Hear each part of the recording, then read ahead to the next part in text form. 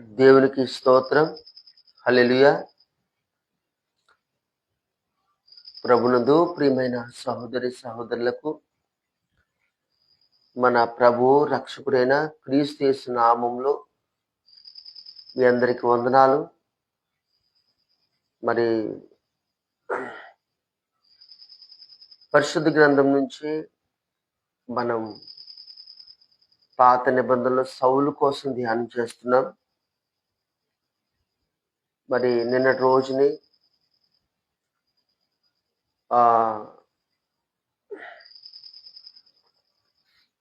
నాహాసు అనే వ్యక్తి ఇశ్రాయేలుల మీదకి యుద్ధానికి రావడం గురించి మనం ధ్యానం చేసుకున్నాం. ఈరోజు సౌలు యుద్ధం చేయడానికి లేదా యుద్ధం ఎలా చేశాడు, జయించడానికి ఉన్న కారణాలు, యుద్ధంలో జయం సంపాదించడానికి ఉన్న కారణాలు ఈరోజు మనం చెప్పుకుందామని నేను చెప్పాను. ఆయన ఎలా యుద్ధం చేశాడు, యుద్ధం చేయడానికి ఆయన ఎలా ప్రతిస్పందించాడనే విషయాన్ని మనం ఈరోజు ధ్యానం చేసుకుందాం. కనుక ప్రతి ఒక్కరు కూడా దేవుని మాటలు ఆసక్తితో ఆలకించాలని మరొకసారి నేను మీకు జ్ఞాపకం చేస్తున్నాను. కనుక పరిశుద్ధ గ్రంథం నుంచి సమూయేలు మొదటి గ్రంథము 11వ అధ్యాయము 5వ వచనం నుండి చదువుకుందాం. సమూయేలు మొదటి గ్రంథం 11వ అధ్యాయం 5వ వచనం. సౌలు పొలము నుండి పశువులను తోలుకుని వచ్చుచు జనులు ఏర్చుటకు హేతువేమని అడుగగా వారు యాబేషు వారు తెచ్చిన వర్తమానము అతనికి తెలియజేసింది. సౌలు ఆ వర్తమానము వినగానే దేవుని ఆత్మ అతని మీదకి బలముగా వచ్చును. అతడు అత్యాగ్రహుడై ఒక కాడి ఎడ్లను తీసి తునకలుగా చేసి ఇశ్రాయేలీల దేశంలోని నలుదిక్కులకు దూతల చేత వాటిని పంపి సౌలుతోనూ సమూయేలుతోనూ చేరకుండా వాడెవడో వాని ఎడ్లను నేను ఈ ప్రకారముగా చేయుదునని వర్తమానము చేసెను. అందువలన యెహోవా భయము జనుల మీదికి వచ్చెను గనుక ఒకడైనను నిలవకుండా వారందరూ వచ్చిరి. దేవుని బిడ్డలారా, దేవుని వాక్యాన్ని మనం చూస్తే సౌలు పొలం నుండి పశువులు తోలుకుని వచ్చాడు. వచ్చేసరికి గిబియాలో, అంటే అదొక పట్టణం, ఆ ప్రాంతంలో వారందరూ కూడా, ఆ ప్రాంత ప్రజలందరూ దుఃఖిస్తూ ఉన్నారు, ఏడుస్తూ ఉన్నారు.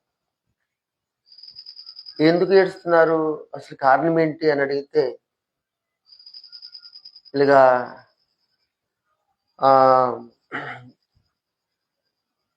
యాబేజు అనే పట్టణానికి నాహాషు అనే రాజు వచ్చి యుద్ధానికి, అమ్మోనీయుడైన నాహాషు వచ్చి ఇశ్రాయేలీయులతో యుద్ధం చేయడానికి సిద్ధంగా ఉన్నాడు అని ఆ వార్త వీళ్ళు వినగానే వీళ్ళందరూ దుఃఖిస్తున్నారు, ఏడుస్తున్నారు అని చెప్పారు. శత్రువు వచ్చాడు అని ఎప్పుడైతే చెప్పారో, ఇక్కడ రాయబడి ఉంది, దేవుని ఆత్మ సౌలు అక్కడ చూస్తే 6వ వచనంలో దేవుని ఆత్మ సౌలు మీదకి వచ్చింది. సౌలు మీదకి రాగానే సౌలు అంట అత్యాగ్రహుడయ్యాడంట. చాలా కోపం వచ్చింది. అత్యాగ్రహుడయ్యాడు. అంటే ఆ యుద్ధంలో యుద్ధానికి అందరినీ సమకూర్చడానికి, యుద్ధం జయించడానికి మొదటి కారణం ఏంటంటే ఈయన అత్యాగ్రహుడయ్యనే విషయాన్ని మనం గుర్తుపెట్టుకోవాలి. ఎవరి మీద కోపం వచ్చింది, ఎవరి మీద ఆగ్రహం వచ్చింది? శత్రువు మీద. అయితే ఈ ఆగ్రహం ఏ రీతిగా వచ్చిందంటే శత్రువు మీద పౌరుషం. ఇది పౌరుషానికి సాదృశ్యం. అంటే శత్రువుని జయించడానికి ఖచ్చితంగా మనలో పౌరుషం ఉంటే ఆ పౌరుషాన్ని బట్టి శత్రువుని మనం జయించగలుగుతాం. ఈ అత్యాగ్రహానికి కారణం ఏంటంటే సౌలులో శత్రువు పట్ల పౌరుషం అని మనం జ్ఞాపకం చేసుకోవాలి. సౌలులో ఉన్న పౌరుషం శత్రువుని జయించడానికి ఒక కారణమైందని కూడా మనం చెప్పుకోవచ్చు అన్నమాట. అందుకనే చాలా సందర్భాల్లో మనం ఇలా అంటాం, వేరే పౌరుషం లేదారా అంటాం. అంటే పౌరుషం ఏం చేస్తుందంటే పనిని కొనసాగించడానికి ప్రోద్బలాన్ని ఇస్తుందన్నమాట, ప్రోత్సాహాన్ని ఇస్తుంది. మనం ఏ పని అయితే చేస్తున్నామో ఆ పనిని కొనసాగించడానికి ప్రోత్సాహాన్ని పౌరుషం అనేది ఇస్తుంది. మాట నిలబెట్టుకోవడానికి కూడా పౌరుషం దోహదపడుతుంది. పౌరుషం శత్రువుని జయించడానికి కూడా మనకి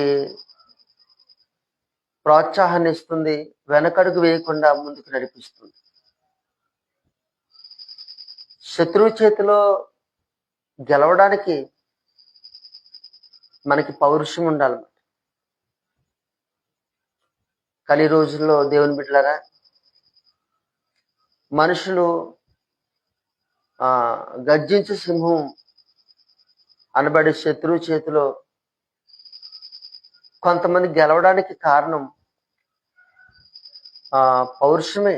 దేవుని పట్ల పౌరుషం.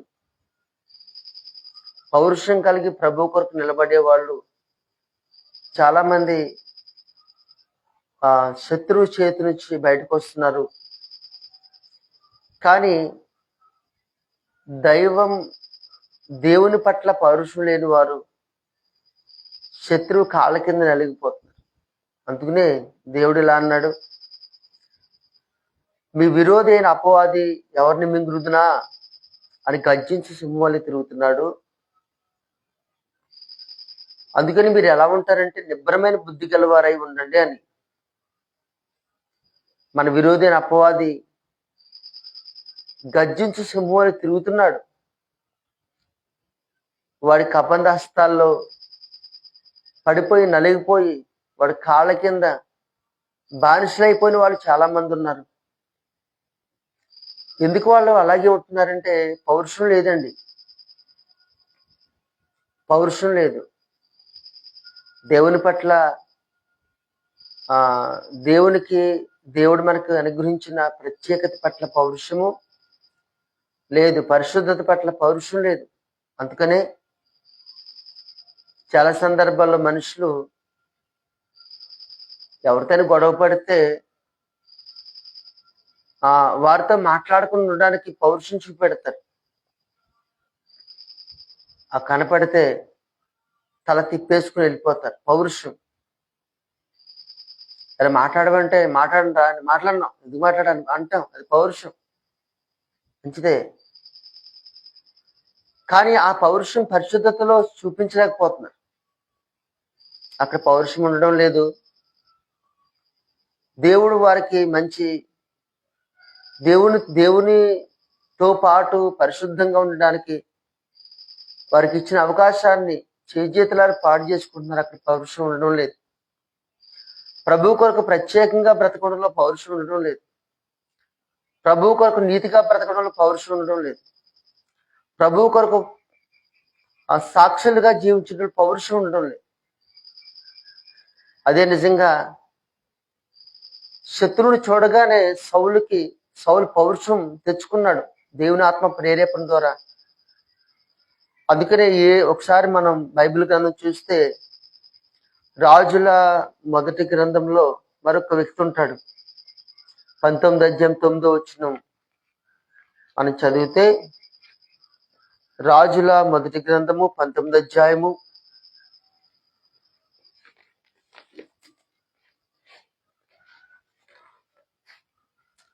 రాజుల మొదటి గ్రంథం 19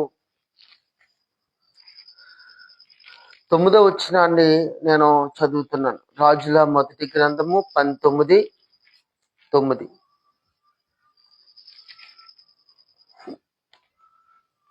ఇక్కడ ఇలా రాయబడి ఉంది. అచ్చట ఉన్న ఒక గుహలో చేరి బస చేసిన యెహోవా వాక్కు అతనికి ప్రత్యక్షమై, ఏలియా, ఇచ్చట నీవేమి చేయుచున్నావని అతనిని అడుగుగా, అతడు, ఇశ్రాయేలు వారు నీ నిబంధనను త్రోసివేసి నీ బలిపీఠములను పడగొట్టి నీ ప్రవక్తలను ఖడ్గము చేత హతము చేసిరి.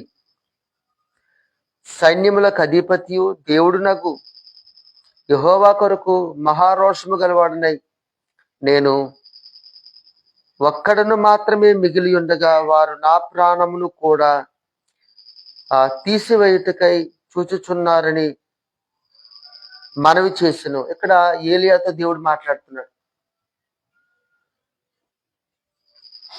ఏలియాతో దేవుడు మాట్లాడుతూ ఏలియా దగ్గరికి హెజ్బేల్ కౌరు పంపిస్తుంది. రేపు ఈ సమయానికి నిన్ను చంపకపోతే అసలు ఈ రీతిగా అన్నట్లు చెప్తుంది. నిన్ను చంపకపోతే, నీ ప్రాణం తీగిపోతే యెహోవా జీవంతోడు నాకు దేవుడు ఎంతనే కీడి చేస్తాడు అన్నట్లు ఆమె వర్తమానం పంపగానే నేను పారిపోవడం ప్రారంభిస్తాడు. పారిపోయి ప్రాంతానికి వెళ్ళి అక్కడ ఆ గుహలో దాక్కుంటే దేవుడే స్వయంగా మాట్లాడతాడు. ఏలియా, ఇక్కడేం చేస్తున్నావు అని అడిగితే అప్పుడు అంటాడు, అయ్యా, నేను నీ కోసం మహారోషం గలవాడనై నిలబడ్డాను. నేను ఒక్కనే నిలబడ్డాను. ఎంతమంది అండి? 400 మంది ప్రవక్తలు కొంతమంది, 450 మంది ప్రవక్తలు కొంతమంది, 850 మంది ప్రవక్తలు ఒక పక్కనుంటే ఏలియా ఒక్కడే ఒక పక్క నుండి వాళ్ళతో యుద్ధం చేశాడు. అంత పౌరుషంగా దేవుని కొరకు నిలబడ్డాడు. అందుకనే ఏలియా ప్రార్థన చేస్తే ఆకాశం నుంచి అగ్ని దిగి వచ్చి దహన బలి మాంసం కట్టెలను కాల్చేసింది. ఆ మాంసాన్ని కట్టెలను కాల్చేసింది. దేవుని కొరకు ఒక్కడే ఉన్నాడు. నిజంగా రోషంగా నిలబడ్డాడు. రోషం కలిగిన పరిచయం చేశాడు ఆయన. దానికి మనం ఒప్పుకోవాలి. రోషం ఏం చేసింది? ఏలియాలో ఉన్న దేవుని పట్ల రోషం ఏం చేస్తుంది? 850 మంది ఒకవైపు నుంటే ఏలియాను ఒక్కడిని ఒకవైపు నిలబెట్టింది దేవుని పట్ల రోషం. అదే చెప్తున్నాడు, అయ్యా, నేను రోషంగా నీ కొరకు నిలబడ్డాను. గమనించండి దేవుని బిడ్డలారా, ఆ రోషమే దేవుని కొరకు యుద్ధం చేసేటట్లు సౌలు నిలబెట్టింది. మనం కూడా దేవుని కొరకు రోషం తెచ్చుకుంటేనే ప్రత్యేకంగా ఉండగలుగుతాం. కానీ చాలా మంది ఏమనుకుంటామంటే, ఎవరుంటున్నారండి ఈ రోజుల్లో? ఎవరుంటారంటాం. ఎవరు ఉండరండి, మనమే ఉండాలి. ఎవరుంటారు ఈ రోజుల్లో? ఎవరుంటారు అనే ప్రశ్న మన లోకానుసారమైన జీవితాన్ని కొనసాగించడానికి మనకి రాజీ పడిపోయే వ్యక్తులు మాట్లాడే మాటలేవి. దేవుని కొరకు బ్రతకకుండా లోకానుసారంగా బ్రతకడానికి రాజీ పడిపోయే వ్యక్తిలో పుట్టే మాటలేవి. అందుకనే ఎవరుంటారు అనే మాట పక్కన పెడితే, నేనుంటాను ప్రభు కొరకు రోషంగా ప్రత్యేకంగా జీవిస్తాను అనే వ్యక్తి కొరకు ప్రభు ఎదురు చూస్తున్నాడు. ఎందుకంటే ఇశ్రాయేలీల ఆ పట్టణం మీదకి నాహాష్ అనే అమ్మోనీయుల రాజు వచ్చి యుద్ధం చేయడానికి సిద్ధంగా ఉంటే సౌలు అక్కడే నిలబడ్డాడండి. దేవుని కొరకు సౌలు ఒక్కడి ద్వారా మరి యుద్ధం చేసి పట్టణాన్ని ప్రజల్ని దేవుడు రక్షించలేదా? ఒకవేళ ఈరోజు మనం ప్రభు కొరకు రోషంగా నిలబడితే, ఒకవేళ నీవే దేవుని కొరకు ముందుకొచ్చి రోషంగా నిలబడితే, నీ పరిశుద్ధతని కాపాడుకొని ప్రభు కొరకు, నీ ప్రత్యేకతని కాపాడుకుని ప్రభు కొరకు నిలబడితే, నిన్ను దేవుడు ఆధారం చేసుకుని నీ ద్వారా నీ కుటుంబాన్ని దేవుడు నిలబెట్టడానికి దేవుడు సంసిద్ధుడే. ఆయన నీ ద్వారా ఎన్నో కార్యాలు చేయడానికి దేవుడు సిద్ధంగా ఉన్నాడు. మరి ఏలియా కూడా ఒక్కడే నిలబడ్డాడండి ప్రభు కొరకు రోషంగా నిలబడితే 850 మంది ప్రవక్తలను ఏలియా ద్వారా దేవుడు ఓడించలేదా? దావీదు ఒక్కడే నిలబడ్డాడు.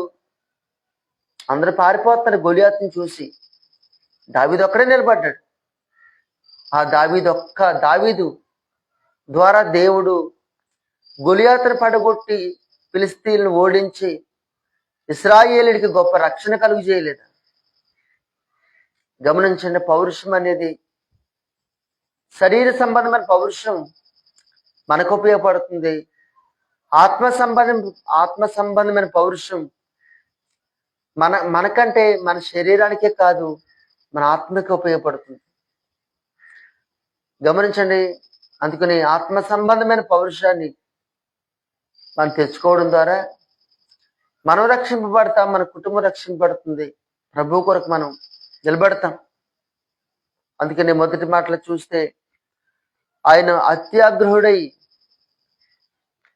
ఆ మాటకి ఆయన ప్రభు కొరకు పౌరుషం తెచ్చుకున్నాడు, దేవుని ప్రజల కొరకు. ఆ పౌరుషమే యుద్ధంలో గెలవడానికి ప్రధాన కారణమై అయింది. అలాగే దేవుడు కూడా పౌరుషం గలవాడు అనే విషయాన్ని మనం చూస్తాం. చూడండి, నిర్గమాకాండంలో ఈ మాట ఉంటుంది. నిర్గమాకాండము 20 అధ్యాయము దేవుని వాక్యం చూస్తే 3వ వచనం నుండి చదువుతాం. నిర్గమాకాండము